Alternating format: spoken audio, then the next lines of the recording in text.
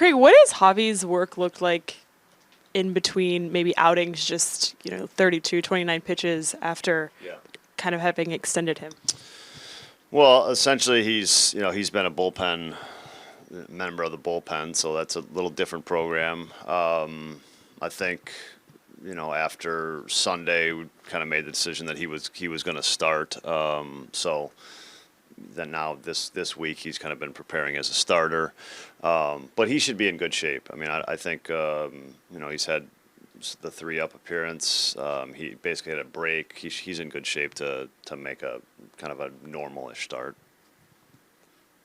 I know this isn't new for Javi. He's done this multiple years, but just what has he meant to this pitching staff, being that guy that's kind of giving you innings, both out of the bullpen, or been able to step in like this? Yeah, I mean, it's important to have this flexibility because, as we know, things happen during the season. So there's going to be players that have to have this flexibility, and that's why you can't, it's kind of why I use the outgetter word, because you have to have people that are able to do both, because you're going to need both, and you're going to need players that have the job of kind of switching back and forth.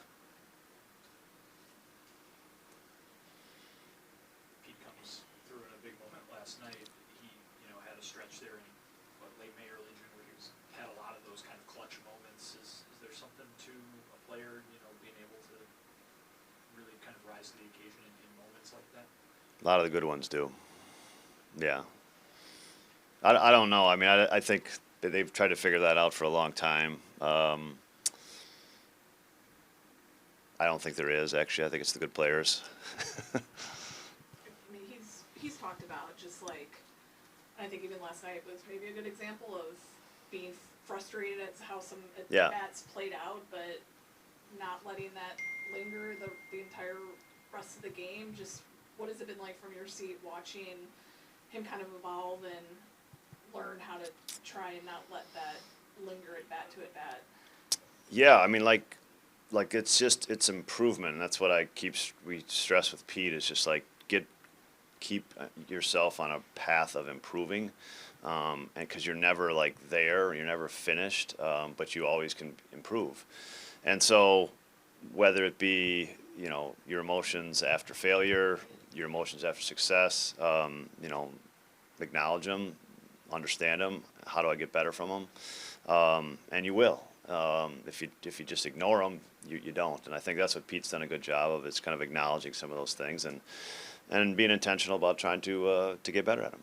How difficult is that to do in the span of one at bat to the next in an hour time? Well, it doesn't happen it happens because you've done it before. I think is where it happens. That's where the learning takes place. Maybe you didn't handle it well yesterday or 2 weeks ago, and you have some moments where you do handle it better.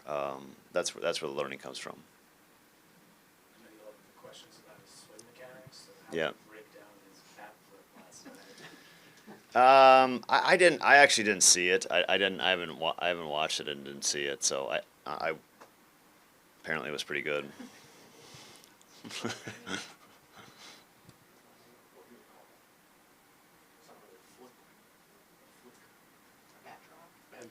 Yeah, I mean, I can't remember the pitcher's last name, Gastelum, I think. It's his best pitch is that pitch, so you knew that pitch was coming, and it's a very unique pitch, but it's also a pitch that Pete hits pretty well, and has done a really good job with. So I thought it was a pretty good matchup for us, and he threw, because that pitch is going to be down all the time, and that's obviously where Pete's really dangerous.